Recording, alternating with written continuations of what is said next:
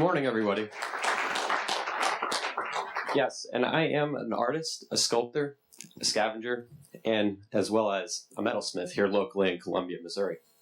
And what I do is I go around and I go to garage sales and I go to, I dig through the trash and I look through, I look for found objects. I look through objects which have been discarded, which have been thrown away, which have been forgotten.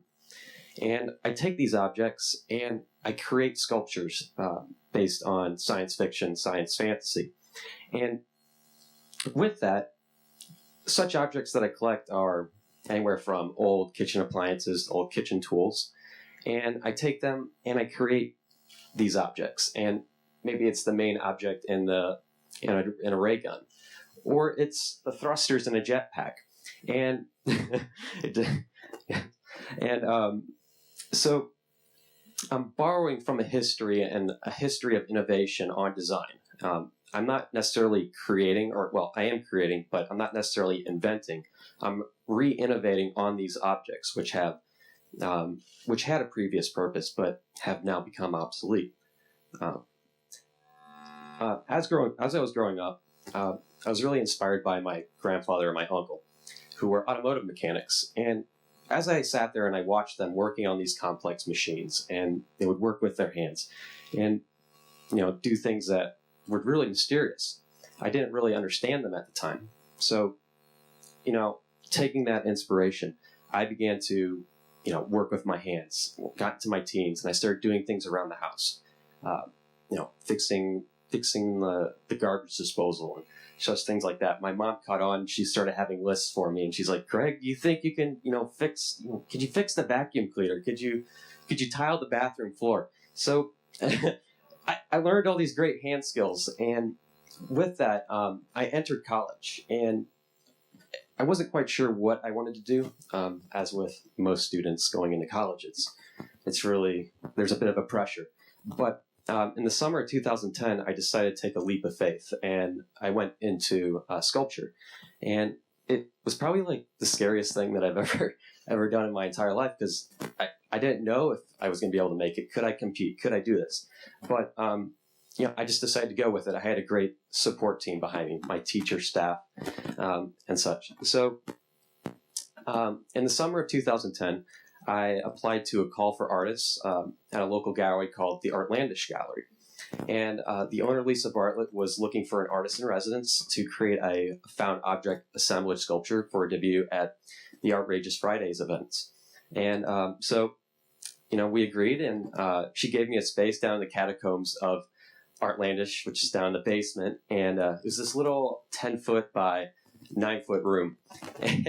And I crammed this room full of all these materials, circuit boards, old computer printers, a rim from the Hinkson Creek locally here. And I started to build. I started to play with the plastics that these materials had to offer. And with that, I was, trying to, how do I fill this negative space? How do I make this object feel like it fit?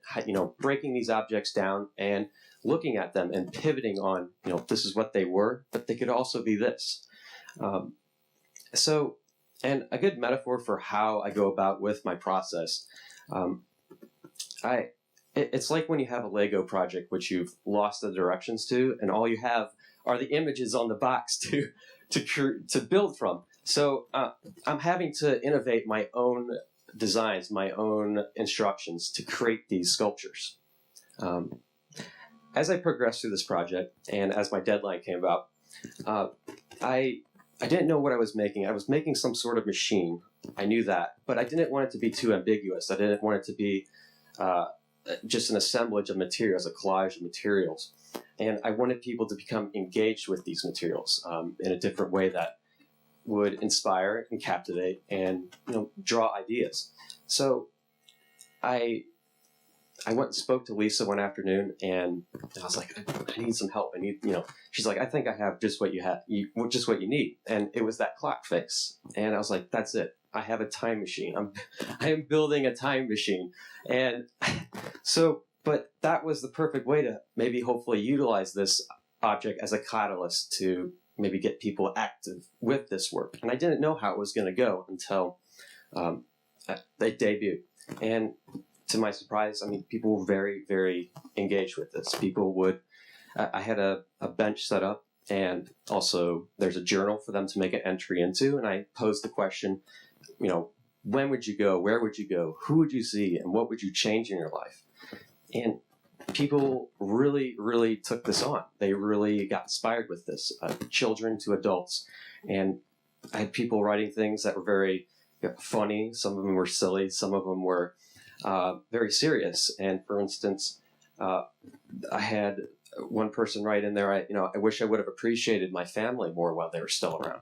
And that's pretty emotionally deep, to utilize this object in a way to maybe,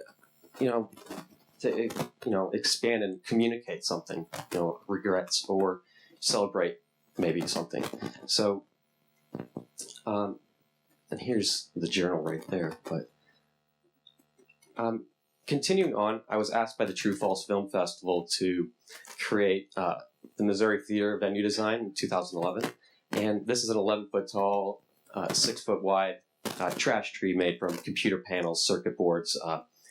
The branches are actually, I think it's soda fountain hosing.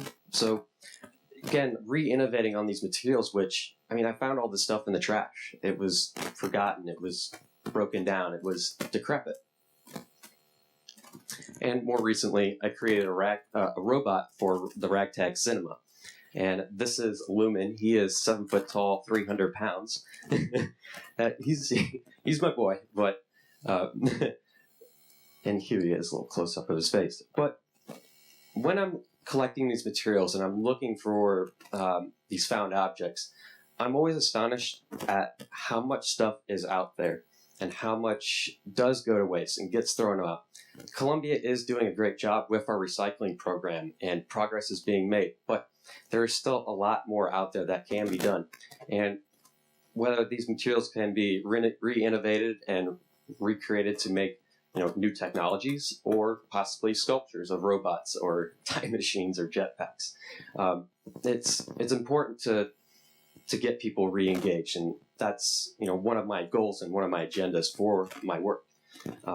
And the other aspect of this work that really makes very worthwhile, even last night when I was visiting Lumen at the Columbia Art League, I had a little boy come up, maybe no more than 5 or 6, and he's just standing back there and kind of careful, and he's looking up at Lumen, and just the smile that kind of comes across his face when he realizes this is cool. This is he's not going to hurt me, but